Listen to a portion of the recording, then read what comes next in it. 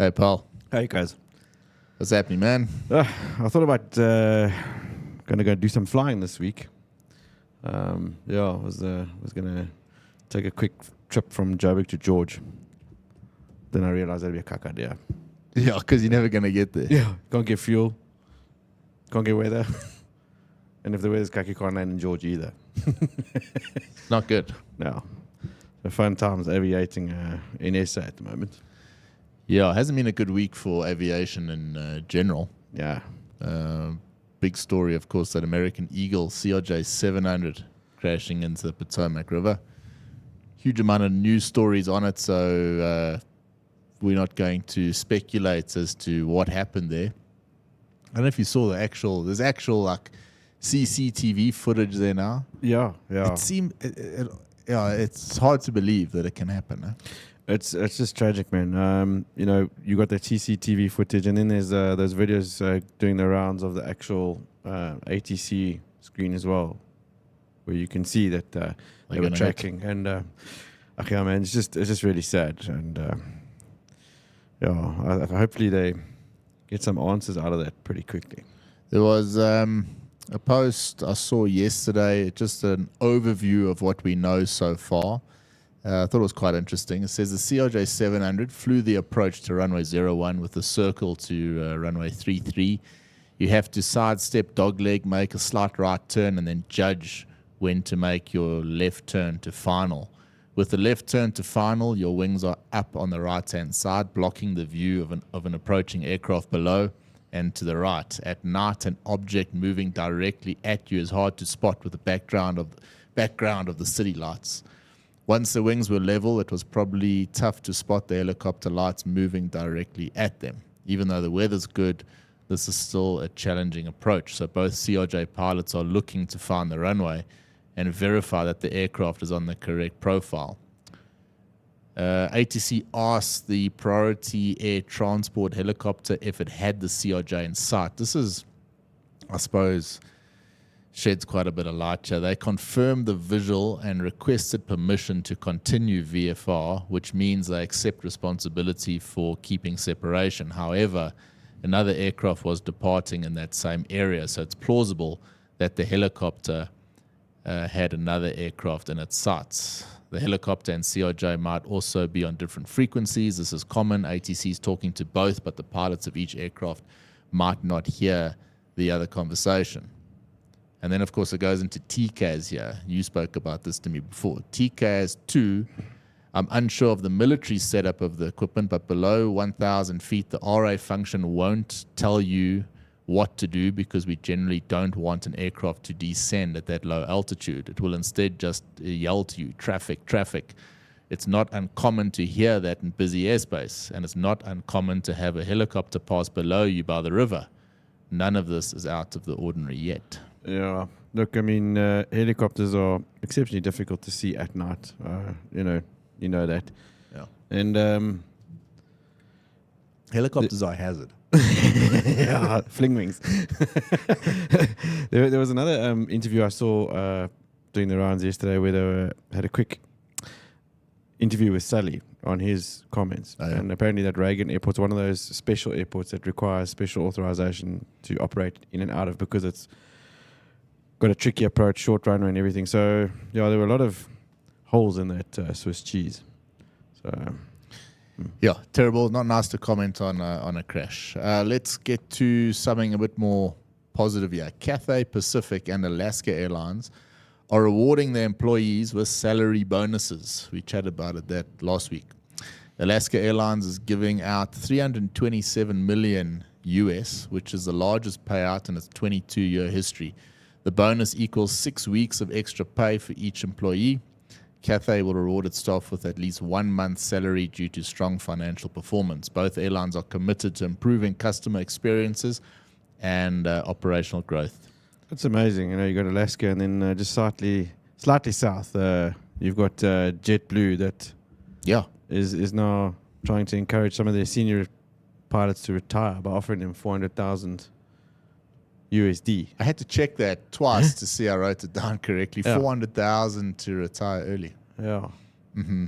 Is that now to create space on the seniority list, or Says the airline has signed an agreement with ALPA for voluntary separation starting April the 1st, which is April Fool's Day. Eligible pilots age 59 or older can receive payouts based on their hourly pay and their retirement date. The move aims to reduce the number of pilots and manage costs amidst a 44 million USD loss. The program is seen as beneficial for both JetBlue and the pilots who want to retire. $400,000, like little bonus. That's cool. That's like 600 million rand. Yeah. But it's quite cool in a way. Obviously, having done the pod for quite a long time, go back to a lot of the Cathay stories of last. Cathay hasn't sounded like the most Ayoba place to work for the past few years. Yeah. So it's nice that is a little extra month salary there on a Cathay salary. It's not the same as it was in the past, but it's positive. better than a kick in the nuts. KLM is cutting 250 staff members to save 450 million euros. The decision was described by their CEO as a painful choice aiming at improving finances. The cut affects employees in non-operational roles.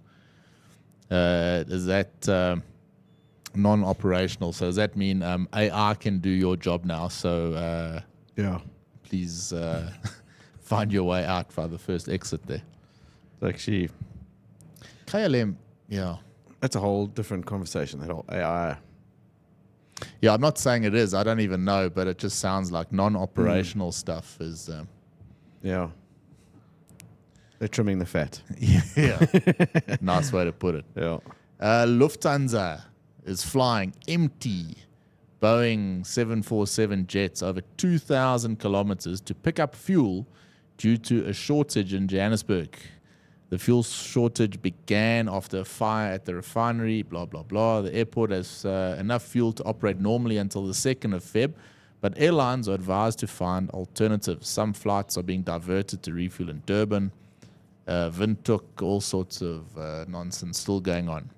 As you said, with the chaos in George, the lack of weather reports, and I was in two minds as to whether to make that the main story of the week or actually to go in another direction. I think we agreed to go in another direction because it's just like it's too much negative. It's too negative about SA aviation. We don't want to go down that avenue. We do not. Boeing has confirmed that Lufthansa will be the first. Does this surprise you? The first customer to receive the 777-9. So they. I thought it was Emirates. It was going to be Emirates. I think Emirates is leaning towards the A350 now. Yeah, but is that why? Probably. Okay. So, they're going to be the launch customer there. And then this one I find exciting. Boom Supersonic XB-1 jet, named the Baby Boom, reached supersonic speeds for the first time at Mojave Air and Spaceport. It achieved Mach 1.1, or about 750 miles an hour, making a significant milestone in civil aviation. The company plans to develop Overture, a new supersonic airliner designed to carry 64 to 80 packs at Mach 1.7. Overture is expected to be the first American-made civil supersonic jet since the Concorde. Boeing aims to have Overture flying by 2026. Boom aims, not Boeing. I was about to say, if it's Boeing, it's going to be a hell of a lot later than that. Boom aims to have Overture flying by 2026 and delivering to airlines by 2029. What's your take on this? Do you think this is the new way to go, speed? I think so, man. That's what it's going to be all about. If they can't improve the comfort and economy, you might as well just sit uncomfortable and get there quicker. But I was just thinking, do you remember a couple of years ago when we'd first started the pod and these stories were coming out? This seemed very far-fetched. So far-fetched. Yeah, I didn't think it would happen. It was like, and now it's happening. So it's actually kind of exciting. I was pleasantly surprised when I saw this story because I actually thought it was all rubbish. I actually watched the video of the whole, thing happening. It's pretty cool. I'm glad that's the baby one because I thought that ain't fitting 80 packs in that thing. But well done on them. It's quite a, with everything going on with the eVTOLs, the sort of the unmanned type of stuff, these sort of taxi services, is like that side of the business. It takes quite a leap to say, okay, no, we're going sort of back to Concorde type speed, okay, a bit slow, but we're going back to that. I mean, it seems like a bit of a jump. You wonder, is that going to be the market? The major emphasis over the last couple of decades has all been about capacity. I mean, the A380, I think, is what changed everyone's minds about this. And initially, it was like rather cram more people into this big tube. But then the A380 didn't really kick off. Yeah. So now it's like you say, we're going back towards rather trying to get there faster. But then you're still at the airport 3 hours before, and you in long queues, and the whole travel experience is pretty substandard these days. Don't you find? It's difficult to travel anywhere. Take with your kids or whatever. It's quite a process. It's certainly not cheap to begin with. Yeah. You got to be there. There's queues. It doesn't matter where you are in the world. Guys moan, coming back to South Africa at the immigration. How can there only be 2 people here? Well, it's the same overseas. Yeah. Paris was the same the other day. There was a one oak there stamping bloody things. So it's the whole experience around travel, not so much the speed. When you're on the aircraft, it's actually okay. Yeah. Once you're on and you've bombing off there and you've got your headphones on, watching a movie, drinking a bottle of wine and a whiskey, then it's cool. So, I don't know. Yeah, the whole hack and the anxiety of, trying to get through, and are you going to have any issues, or are you going to get to the boarding gate and then get told, sorry, we overbooked? Like you say, you only start to chillax once you're on the area past V1, and then it's all right. Right, a quick look at the top 15 most popular aviation items in 2024. What do you think was number 1? So I looked at this list that you put up here, and I was kind of surprised. I would have thought, if I hadn't seen this list, I would have said the most sold aviation item would have most definitely been Bose headsets. Bose aviation headsets. So this is just for gaming. Okay, so it's a Samsung 49-inch Odyssey OLED screen for gaming. That was number 1. That's not very aviation, if you ask me. But number 2 on the list, get this from Sporties, is the Lightspeed Zulu 3 headset. $899. Yeah, it's because it's cheaper than the Bose. Bose headset's expensive. Yeah, Lightspeed Zulu. Have you ever had a Lightspeed? I had that at one point. They had the one that sort of went in your ear. Yeah, and it sort of had the wire around your neck. It was nice, and it was a boom and everything. Very, very nice. It just didn't last. No. I started off. I had those big Avcoms, those flight school Avcoms, like this big with a metal boom. Yeah. Then I got myself a pair of Sennheisers, and that was it. 3 on the list: Microsoft Flight Sim 2024. There's a few more gaming things: Lightspeed Aviation Sierra ANR headset, drones. But then last on the list, which I quite like the idea of. Have you ever had one of these Brightline bags? I had one. Was that like sort of semi-compact one with one of the colourful zips? That's the one. Han used to have one, remember? Yeah, very cool. Yeah, I had one that was nice. I see this one, Brightline bags. This is from Amazon, 5,317 ZAR, so it's about $2. But they're quite nice, I must say. They're quite cool with all the different little pockets and stuff. Yeah, they're modular, so you can add on if you're going away a bit longer. If you think that a night stop might be in in effect. The only disadvantage of that bag was, and I remember Hein at Saks was, it's such a nifty bag. You can cram it so full of stuff that it actually gets kind of heavy. Yes, but then there's no it's wheels. got no wheels. So Hein had his on his own little trolley. Do you remember that? Yeah, I do. Yeah, I ended up buying one myself. I used it for a while, but I think that was probably the reason I got rid of it. But I like that sort of modular design. Top aviation events for next year. I'm not going to go through all of them, but number 1, Oshkosh. That's 21st to 27th of July. Yeah. I'm sure that some of our listeners are going. No doubt. Andrew Evans is already there, I think. Yeah, so, something we still got to do. Man, yeah, there's our Dubai bucket Air list Show as well. is like getting pretty long. Right, moving forward, Airbus has paused the development of the Citybus next-gen eVTOL aircraft. So, seeing that you are now the specialist financial advisor on the Bryan Air podcast, Financial advice. this all-electric aircraft was designed to carry 4 people at 80 kilometers an hour. The pause comes after a successful test flight just 2 months earlier. Airbus cited concerns over the current battery capabilities as the main reason for the suspension. The design adds to changes faced by the European advanced air mobility sector. I find this quite interesting because of it's like a new side of aviation that hasn't been there in the past. Yeah.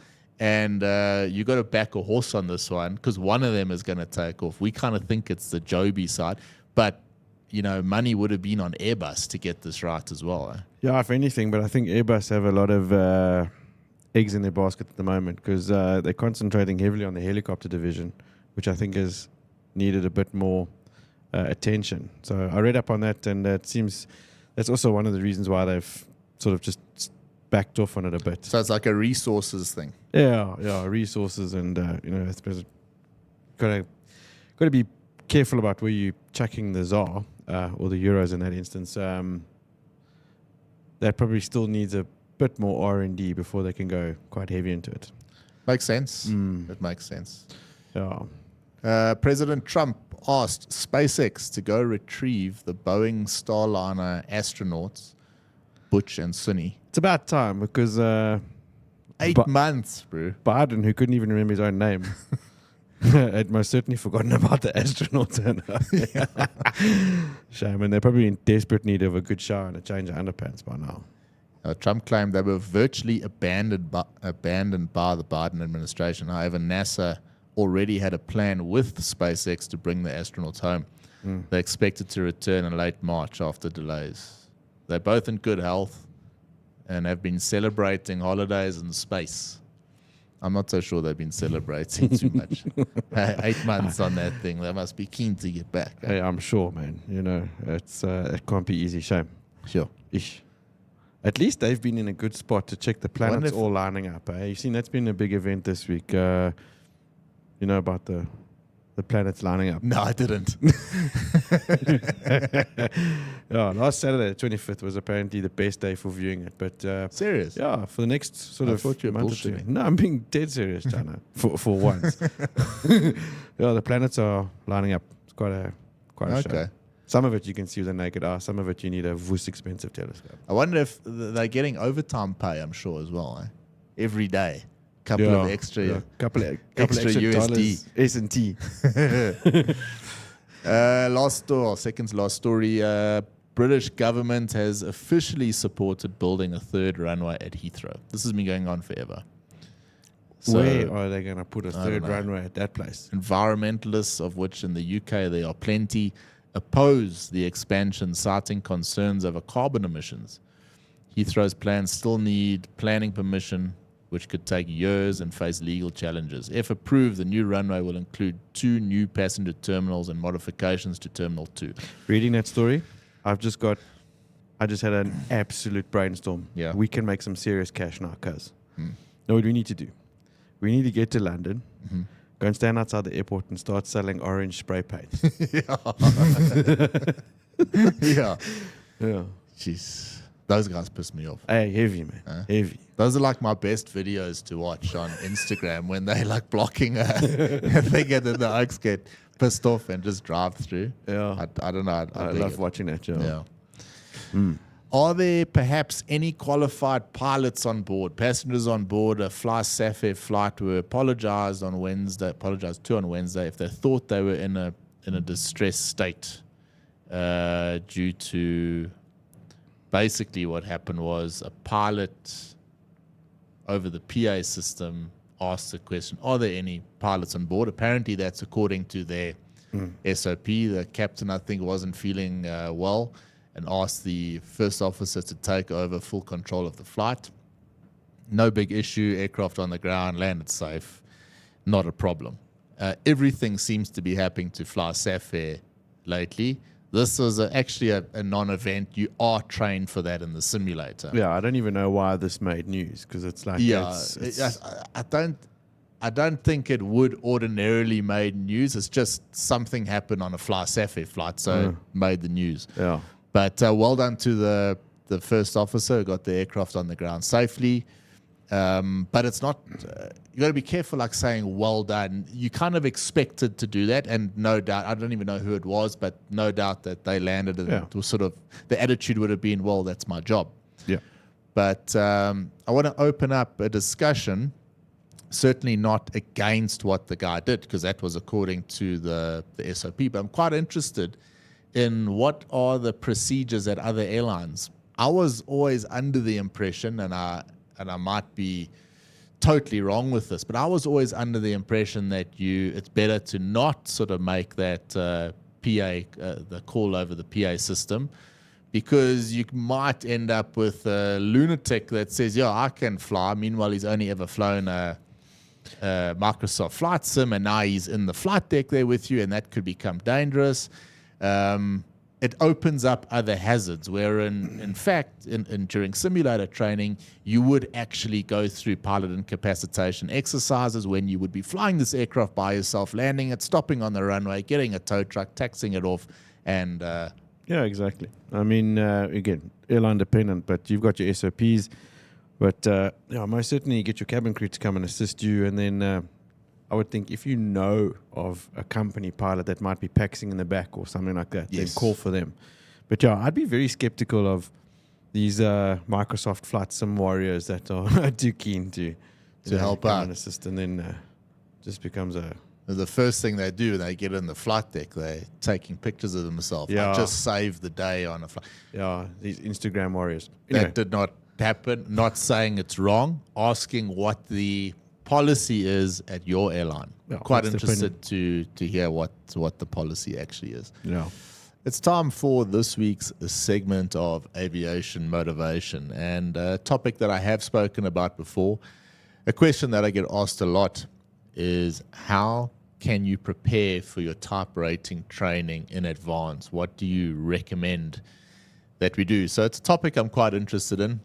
And largely because the relationship that I have with my podcast partner here, Ryan, all has to do with, it all started back in 2010 during our preparation for our CRJ type rating while we were at SA Express. I didn't know Ryan before then. We were paired together as simulator partners, and we spent a lot of time together going through the procedures and the calls and making sure we were ready for the simulator training that lied ahead. And we went off to, at that stage, we did our training in Berlin, and we were there for about a month. It was fantastic. It was a wonderful experience. The simulator training went well, and on top of that, I, of course, made a lifelong friend who we've continued to work together and be involved with our families and each other's lives for a long time. And a lot of the reason there was because the values that we had towards training, towards learning were aligned. But when we went for the simulator training itself, it was a fantastic experience because we were prepared up ahead. And I suppose that gave me a good foundation with what I've done later in life as well. simulator training for your initial type rating can be quite a daunting task, and you need a partner there to share the experience with you so that you can bump ideas off and also practice with. You need your flying pilot monitoring set up there to assist you with the whole process of going through a type rating. So let's just paint the picture. First of all, any form of aviation training often involves quite a few books, online courses, a whole whack of new information that comes your way. It's quite an overwhelming task at the beginning because you wonder, where on earth do you start? Do you concentrate on the technical side? Do you learn the SOPs? What must you do? Now, obviously, this varies from aircraft type to aircraft type. There are certain things that you can do ahead of time that will help you during the course. You can get this learning out the way so that when your actual simulator training starts, you can just concentrate on the flying. And I saw a list of 10 things that require zero skill. I'm sure you may have seen that list. It's quite a popular thing. 10 things that require zero skill. And for me, that list sums up quite nicely the attitudes that you need, or the values that you need to be able to excel in your type rating training. So let's go through them now. Number one on the list is being on time. Being on time is not the same for everyone, believe it or not. Being on time doesn't mean arriving on time per se. If your course starts at 9 o'clock in the morning, do not arrive at 9 o'clock in the morning. That would be considered late in aviation. Arrive early. Give yourself 30 minutes. Rule of thumb, 30 minutes early. If your course is starting at 9 o'clock for ground school training, arrive at 8:30 in the morning. Give yourself that extra 30 minutes. Traffic, you want to print something when you're there. You don't want to be fumbling around looking for pens, paper at 9 o'clock. That would be, in my opinion, arriving late. So arrive nice and early. Remember, your whole career going forward is going to be based, or at least one of the KPIs for your airline is going to be based on on-time performance. So number one, arrive early. Being on time might seem basic, but it does show respect for your simulator partner, your aircraft that you're flying, and more importantly, for your own standards. Keep those standards high from the start of your career all the way to the end. That's the kind of disciplined mentality that these high-level aviators actually have. Number two on that list is work ethic. Your work ethic is that constant day in, day out perseverance that you are going to go the extra mile. It's the getting up early. It's the staying up late. It's the grinding away. Have a really, really strong work ethic. Now remember, you're building, a lot of this is muscle memory that you're building. If you think about going to the gym, the same thing applies. It doesn't help to go to the gym once and you don't go back for another 6 months. It's that constant commitment, going every day, getting up a bit early and doing extra. So work ethic, a critical part of the whole process. Something that is obvious for me on the work ethic side, you're going to have to learn the responses to the checklist items. Now, going back to my story with Ryan when we were doing our CRJ type rating together, we were told by someone, make sure you know the responses to those checklist items. It was a good bit of information because what we did, we learnt those really well. We'd sit there, Ryan would question the checklist and I would respond and vice versa. And when we arrived in Berlin, before the simulator training even started, our instructor, who was quite a hard German man that we didn't really know particularly well, he sat us down and he said, right, I want to see how much work you guys have done. And he said, let's go through the originating checklist. Ryan, you read the checklist, and Bryan, you respond. And we went through the whole checklist. I don't think we made one mistake.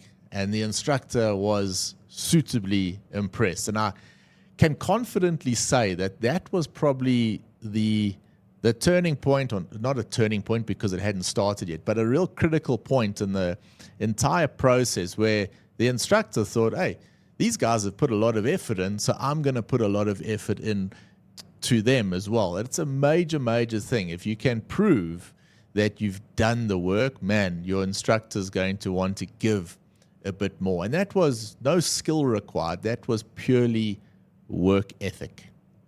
Number 3 on the list is effort. Now, work ethic and effort are closely related, but effort I see more as high quality learning. So work ethic is that grind, the getting up early, putting in the work. But the effort part is how much effort are you going to put into understanding what is going on? So it's pointless just having this sort of rote learning type of concept. Actually put in the work to make sure you understand why those responses are the way they are, why you do something.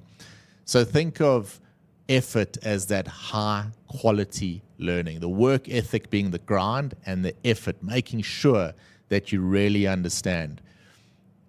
Sitting at the paper tiger or the procedural trainer, you can go through various calls and actions. That's one way to do it, but you can do it a better way by actually putting your feet in the correct position, making sure your hands are in the correct position, and then making sure that your muscle memory is there, knowing where the switches are, so that when the simulator training comes around, you're not fumbling looking for those switches. So put a huge amount of effort into your training. Number 4, body language. Body language is critical. Don't hunch your back. Stand up straight. Put your shoulders back. Jordan Peterson's got that wonderful quote, stand up straight with your shoulders back. Why? Because it shows confidence, but it also gives you a bit of confidence. Now, confidence is one thing. Fake confidence, not so good. But in a flight deck situation, you want to have confidence. What do the passengers want from their pilots? Do they want their pilots nervously speaking under their breath, slouching in their chairs? No, they don't. They want their pilots with their backs up straight and commanding the aircraft. So body language is critical. When you walk into that simulator, hold your bag, walk in proud, and start to develop that body language through your career. Number 5, energy. Energy is contagious. You are going to spend many hours in an airplane flying with a grumpy captain that will have very low energy. Your job is to bring that high energy into the flight deck. It was one of the probably the one thing I miss the least about flying these days is being in a confined space with someone you either don't get along with or that has just got a very low energy. I've got no time for it. I don't like being around people with a low energy, without a zest for life. So be that guy. Arrive into the classroom with that high energy, bring the morale of the entire group up, and then carry that through into the simulator, carry that through into the flight deck, so that whenever you're in the flight deck, people know that you're aware of your surroundings, and you've got a high energy, you're enjoyable to fly with, and people will then remember you. Number 6 on the list is attitude. This is the most important point on this entire list. Attitude is everything. Knowledge and skill you can build over time, but attitude is something that you can choose to start cultivating right now. A pilot with a poor attitude, someone that's defensive, uncoachable, or dismissive, can become a dangerous pilot. Whether you're learning something brand new or being corrected on a small detail, listen to what's being said and try and take on as much of that as possible. Don't be dismissive. Don't say, this guy doesn't know what he's talking about. A good attitude promotes a growth mindset, and a growth mindset is exactly what you need for your type rating training. Passion. If you're not bringing passion here, don't expect to find it here. Passion is not something you develop during a course or a program. Passion is something you bring. That's why you started doing this thing in the first place. Now, passion is important because it gives you the motivation to get up early every day, put in the extra work. So without passion, forget about it. Go and do something else. This career is not for you. You want to be passionate about this. You want to know your different types of aircraft, who operates what. And that shows enthusiasm. That shows that it's part of you. It's part of your life. You eat, breathe, and sleep aviation. Passion, critically important. Bring it with you. Carry it with you. And let that be the fuel that gets you through this type rating training. Being coachable. Being coachable means a lot of things, but an important one here, and something that's meant a lot to me, that I've kept with me throughout my career. I've kept some journals of what the instructors have told me after a session. So in your debriefing, you tend to write stuff down. And over time, this is built up and built up. I've got books of these things. And a lot of what I speak about here and what I've done with various coaching courses comes from what other people have told me. It hasn't been things that I've just suddenly made up on the go. They've been things that people have told to me. I've used those things to instruct others in the simulator as well.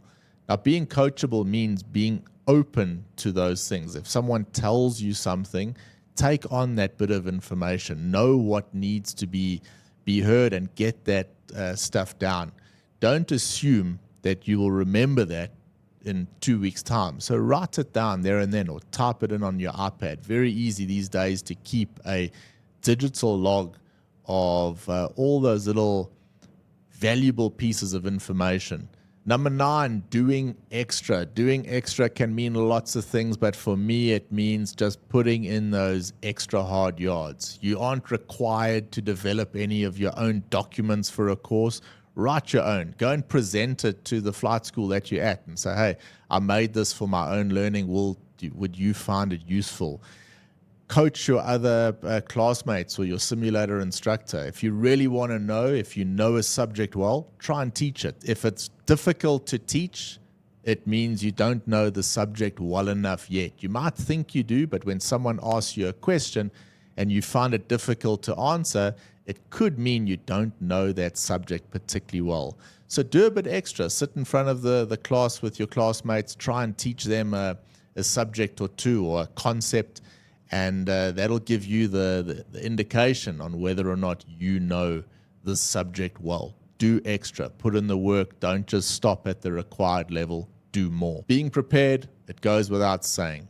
Going back to my story with Ryan and thinking back on how young we were back then, but also the foundation that it built for us, both in our careers and in our personal lives as well. A lot of that had to do with being prepared, and put as much work as you possibly can in prior to your training beginning. That's the best advice I can offer. Don't arrive and saying, right, they're going to feed me all the information. Arrive as prepared as you possibly can. Read books, look at YouTube, do online courses, whatever you can do. But take the time, get prepared, and then arrive at the simulator training with this growth mindset ready to tackle the course that lays ahead. If you're about to start your type rating and you've been dreaming of becoming an airline pilot, I hope these principles give you something solid to work on right now. Because when that day comes, when you strap into that simulator or take the seat on a flight, you'll be ready with confidence. And that confidence will lead to discipline, and that discipline leads to a positive growth mindset that you'll take with you, both in the simulator, in the aircraft, and in life as well. That's it for this week's aviation motivation segment. So as airline pilots, we get trained and get to spend a fair amount of time in flight simulators to hone our skills and better prepare us and equip us for the real world environment, and sorting out the essence of the knowledge and skills that we need, as well as the techniques to operate an aircraft safely. And you can imagine that I was absolutely thrilled when I found out that there is something very similar in the world of finance that can equip you with the knowledge and sort of train you on the skills and get you sort of combat ready for what's out there if you want to go into the world of stock trading. So today's topic is all about stock trading learning tools and about a simulator that's available to get you started. So let's dive straight into it. Welcome to this week's Flight Plan Financial segment of the Bryan podcast, where we break down complex topics and make them accessible for everyone. As I said, today we're diving into the exciting and sometimes overwhelming world of stock trading. Specifically, we're going to be talking about the tools that are available for beginners to get started and feel confident in their journey. Now, if you've ever looked into stock trading, you've probably heard a lot of the buzzwords: diversification, bull market, bear market, and the infamous stop loss order. It can feel like a foreign language, but here's the good news. There are plenty of tools and resources designed for beginners like us that make this learning curve a lot less steep. Now, one of my favorite examples is a piece of software called Investopedia. Now, Investopedia is like the ultimate glossary for finance, but it's more than just about the definitions. It's kind of a one-stop shop for educational content that's both beginner-friendly and comprehensive. Let me walk you through this to see how you can use it to build your foundation as a trader. First up, Investopedia's tutorials. These are step-by-step guides that cover a variety of topics, from understanding the basics of the stock market to more advanced strategies like technical analysis and options trading. But what I love about these tutorials is how they've structured. They're written in plain language, so you're not wading through loads of technical jargon, and they often include real-world examples to help make the concept stick. And then there's my favorite part. There's the Investopedia Simulator. This tool is a game changer for beginners because it allows you to practice trading in a risk-free environment. So basically, it's a stock market simulator where you can build a portfolio with virtual money, also known as paper trading, and test your strategies. You get to experience the ups and downs of trading without the anxiety of losing real money. It's a lot like Flight Simulator for pilots, but for trading, obviously. And who doesn't love a little virtual practice before diving into the real thing? It gives you the chance to really go out there, practice, test your mettle, learn about the terminology and the strategies out there with paper money before you actually get started into the real investing side of things.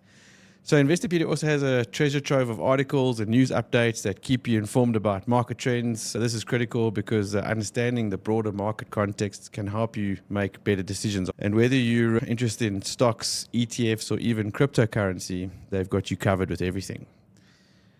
But if you're like me and perhaps a bit more of a video learner, Investopedia's YouTube channel is a fantastic resource. They've got concise, well-explained videos on everything from how to read a stock chart to what is a PE ratio. And the best part, you can watch them at your own pace, replaying anything you need with a little extra time to obviously absorb the concepts.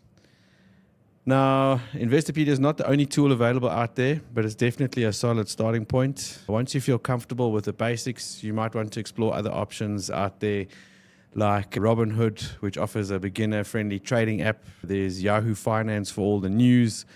And there's also a great book called The Intelligent Investor, written by Benjamin Graham, if you want to take a deeper dive into more investing principles. Just remember that trading, even for beginners, comes with its inherent risks. It's often tempting for us to want to jump into the real market after a couple of wins in the simulator. But with that, it needs to be said that playing with real money obviously brings real stakes.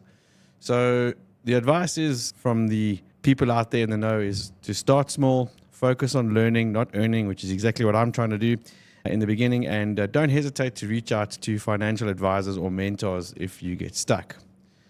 So whether you're looking to build a side hustle or start a new career path, these tools are out there and available, and they are meant to set you up for a bit of success. Taking one step at a time, be patient with yourself, and most importantly, enjoy the process. It's all about learning after all. That's it for today's episode of Flight Plan Financial. I hope you found this overview helpful and feel a little more confident about where to start your stock trading journey. If you like this episode, please share it with someone who might find it useful. Some Comments from last week. Mark Mason, welcome back, gents. Where you been, Mark? You've been here for a couple of weeks. Great to see you back on the tube. Shout out to Mark. Hope you're well, pal. Yeah, shout Mike. I did see he posted something the other day. So he's heavy into the cycling again. And he posted a picture of a dingo. Oh, really? Yeah. Mike saw a dingo in Australia. I was like, hey. Doesn't get more Australian than that. Big dingoes, Mark. Yeah, Mark was doing judo. I'm throwing it out there on the tube. I want to hear how Mark's judo was doing. Yeah. I know his Lati's good at judo. So interested to hear if Mark's carrying on with that. And shout out to Mark there. Shout out to all the guys in Oz, actually. All the Safers there. It'll be nice to catch up with you guys.